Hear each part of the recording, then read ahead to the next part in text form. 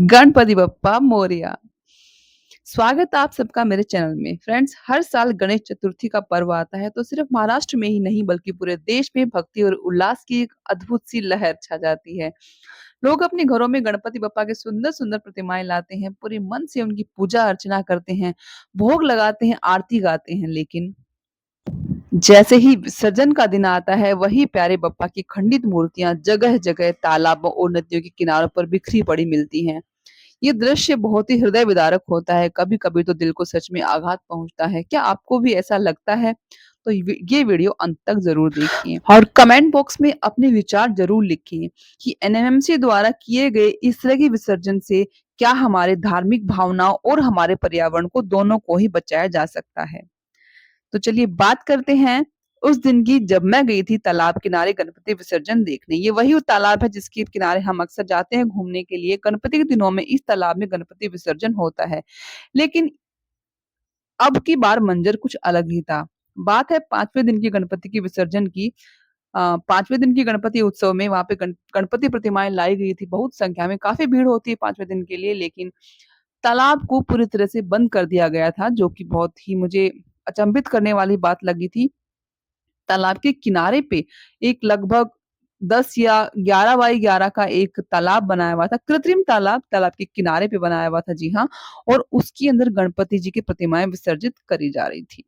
मेरे दिमाग में एक सवाल आया कि इस 10 बाई 10 के 11 बाई 11 के जो भी तालाब है छोटा-सा, इसमें सैकड़ों प्रतिमाएँ विसर्जित कैसे की जाएँगी?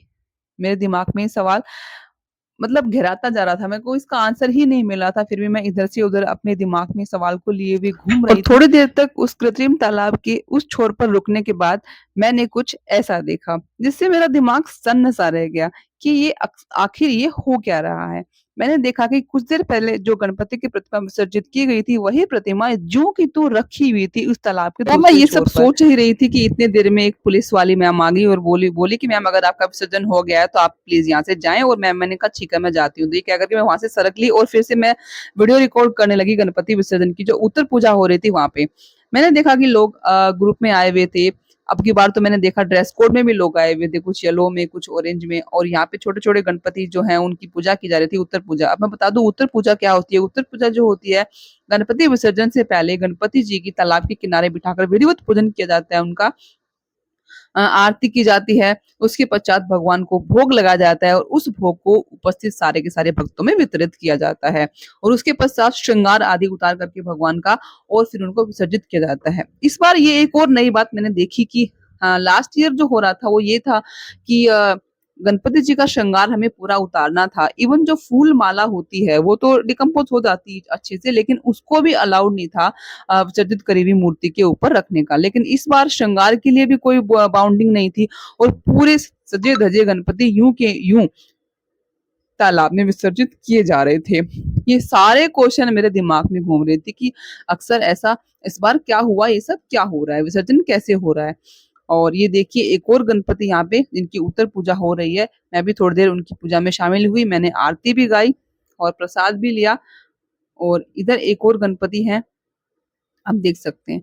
तो समस्त गणपतियों की उत्तर पूजा वहाँ पे हो रही थी। जो लोग पूजा कर रहे हैं, उनको किसी को भी नहीं पता था कि ये मेन तालाब है, ये अभी बंद है, इसमें विसर्जन नहीं होने वाला है और कृत्रिम तालाब में ही विसर्जन होगा। वहाँ पे जाके सब लोग ऑब्जेक्शन भी कर रहे थे कि ऐसा कैसे हो सकता है, हम तालाब में विसर्जन करने के लिए आए हैं। तो ऐसा हो रहा था और उत्तर पूजा के दौरान जो है सबके मिले-जुले भाव होते हैं। कुछ लोग इमोशनल हो जाते हैं, कुछ लोग बहुत ही एनर्जेटिक होते हैं, हर्षोल्लास में होते हैं। ये देखिए पीछे एक ग्रुप जा रहा है ऑरेंज कुर्ते में, रंग गुलाल से सराबोर होके आए हैं ये लोग और पीछे-पीछे हैं इनके गणपति।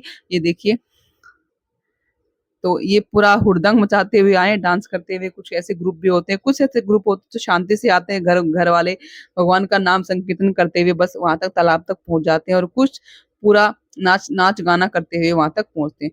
एकदम टोटल मुंबईया वाइब आ रही थी इस तालाब पर। गणपति बप्पा मोरया के स्वर पूरी तरह से चारों तरफ से गूंज रहे थे और लोग कुछ मुझे घूर भी रहे थे। उनको पता चल रहा था कि मैं लाइव कर रही हूँ, तो मेरे और तभी मेरी नजर पड़ी ये खूबसूरत से मोर पर आरूढ़ सुंदर से प्यारे से गणपति, जो एक परिवार लेकर के आया था उन्हें।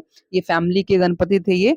और beautiful velvet light blue colour की इनकी पोशाक थी और पीकॉक के रियल फेदर से इनका श्रृंगार किया गया था, पीकॉक बनाया गया था। ऐसा लग रहा था जैसे कि ये मोर पर, साक्षात मोर पर बैठे हुए गणपति। लेकिन उनका भी विसर्जन कर दिया गया क्योंकि वो 5 दिन के लिए भगवान की सेवा करने के लिए लाए थे और भगवान जाते हैं अपने धाम को, जो स्थगित उनका समय होता है उसके अकॉर्डिंग ये फैमिली थोड़ी-सी भावुक हो गई थी वहाँ पर। ऐसा अक्सर देखने को मिलता है कि परिवार के कुछ लोग भावुक हो जाते हैं और उनको देख कर के बाकी सारे परिवार वाले भी भावुक हो जाते हैं। बहुत ही एक कॉमन सी बात होती है, विसर्जन के समय पे देखने को मिल जाती है, अक्सर देखने को मिल जाती है। फिर मैंने सोचा कि मैं इन वाले गणपति का विसर्जन जो है कंप्लीटली देखूँगी कि क्या होता है। तो मैंने देखा ऐसा दृश्य जो मैंने सोचा भी नहीं था ऐसा हो रहा होगा, और अपनी आँखों से आप स्वयं देख लीजिए कि गणपति विसर्जन यहाँ पर किस तरीके से हो रहा था। ये देखिए गणपति जी का ये प्रतिमा गई और ये भैया गिर गए थे क्योंकि ये प्रतिमा काफ़ी भारी थी, धड़ाम से गिर गए पानी के अंदर। विसर्जन जब करते हैं उसका भी एक नियम होता है। पहले प्रतिमा को सॉरी गोदी में लेकर के विसर्जन करने वाला जो व्यक्ति होता है उसकी गोदी में लेकर 3 परिक्रमाएँ लगाता है। फिर 3 बार उसको पानी में डिप करते हैं, मूर्ति को 3 बार डिप करते हैं। आते हैं गणपति, जाते हैं, आते हैं, जाते हैं और फिर जो आप देख रहे हो ये दृश्य है। मेरे शर्मा जी भी यहाँ पे खड़े हुए थे। मुझे लगा ये ऐसे देखने के लिए खड़े हैं लेकिन कुछ तो इनकी हेल्प कर रहे थे, कुछ तो हो रही थी इनके द्वारा भी हेल्प। तब मुझे मालूम चला कि उन्हीं प्रतिमाओं को निकाल करके भाई उन्हीं को निकाल करके पंडाल में लेके जा रहे थे, पंडाल में रख रहे थे। जैसे ही वो फैमिली चली जाती थी उन प्रतिमाओं को पानी से निकाल के पंडाल में रखते, पंडाल से इस ट्रक में रख रहे थे। ये था विसर्जन, जिसको देख के मैं चौकन्ना रह गई और मुझे भी वहां से जो ये एनएमएमसी के लोग थे, मैं रिकॉर्ड करी थी ना उस गाड़ी को, तो मुझे वहां से तड़ी पार कर दिया कि मैम यहाँ से हटो। उनको कुछ लग रहा था कि ये रिकॉर्ड कर रही हैं, तो मैं तो समझ ही नहीं पाई। मेरी भी मिली-जुली सी प्रक्रिया थी इसके बारे में कि ये क्या हो रहा है।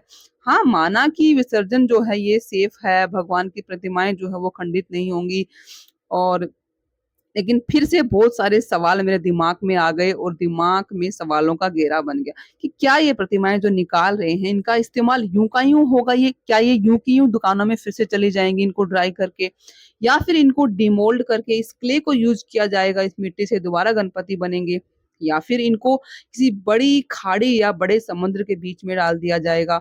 इन समस्त सवालों के साथ मैं इधर से उधर घूम रही थी, लेकिन ये सवाल अभी भी मेरे दिमाग में है।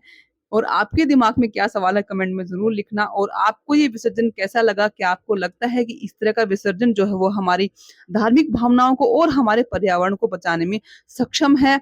अपने विचार, अपने भाव, अपने Till then, comment box keep में ज़रूर planting and लिखें। keep तो chanting मिलते हैं गणपति नेक्स्ट बप्पा वीडियो में। मोरया, गणपति बप्पा मोरया, गणपति बप्पा मोरया। और ये देखिए वही वाले गणपति जो मैं बता रही थी, रियल पीकॉक के फेदर से इनकी डेकोरेशन की गई थी, वही वाले सेम गणपति पानी में डिप होने के बाद फिर से निकल के बाहर आ गए हैं वैसे के वैसे स्वरूप में।